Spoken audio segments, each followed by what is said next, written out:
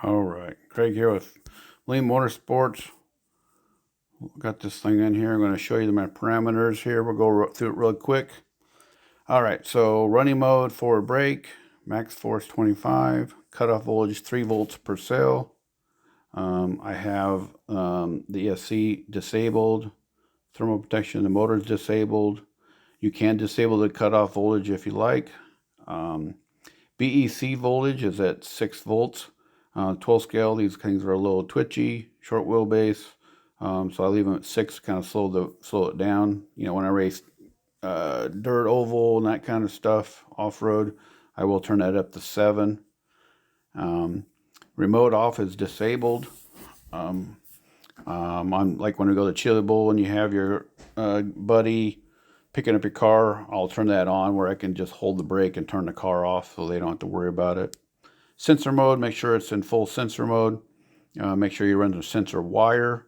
If you don't run the sensor wire, like a couple guys on Wednesday night didn't have that in there, it'll still work, but it will make it run like a light switch. Throttle rate control was set at 30. That's for any stock racing, any blinking racing, you want it set at 30. That's your punch. Throttle curve, linear, always want it linear. Do not want to change the curve. You want to leave it linear all the way through. Neutral range, you want to set it at 4.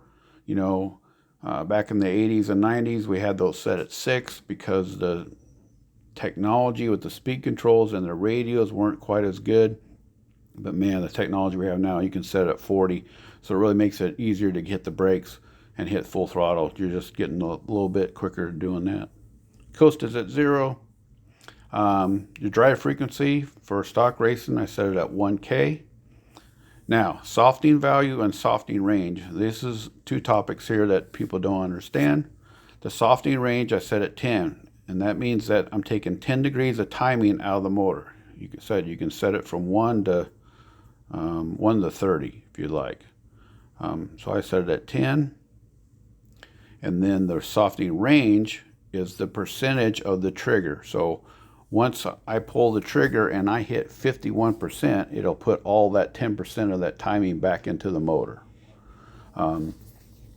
So just makes it smoother so I'm not spinning the tires from the apex out. You know, a lot of the tires said that they were having problems spinning out, getting on the gas. Well, this stops that.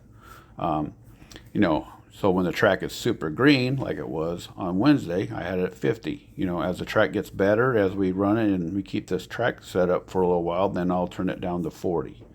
And if it gets better and better yet, I will just go to the softening value, and then I can just put it at 0, and then just turn it off. Basically, just turn it off that way. Drag brake, I set at 10%. Max drag force, I set at 87.5 in the speed control. In the radio, I have it at 100%. Brake rate control is 10%. Brake curve linear, always linear. Brake frequency, we want it 8K, makes the brakes super smooth so you don't lock up the brakes.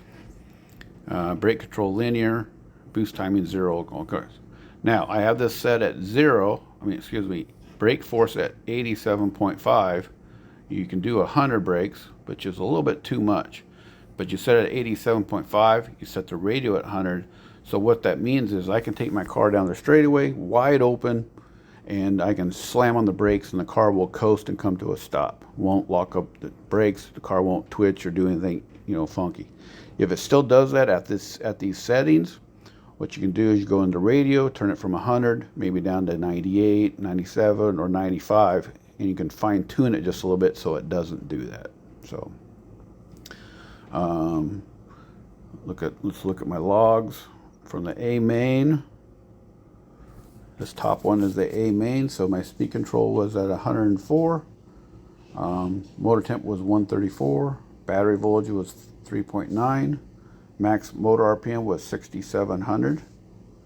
And software was 4.205. That's the firmware I'm running my speed control, and that's it. So, all right, guys. Well, if you have any questions, definitely give me a shout, and be more than glad to help you out. Thanks.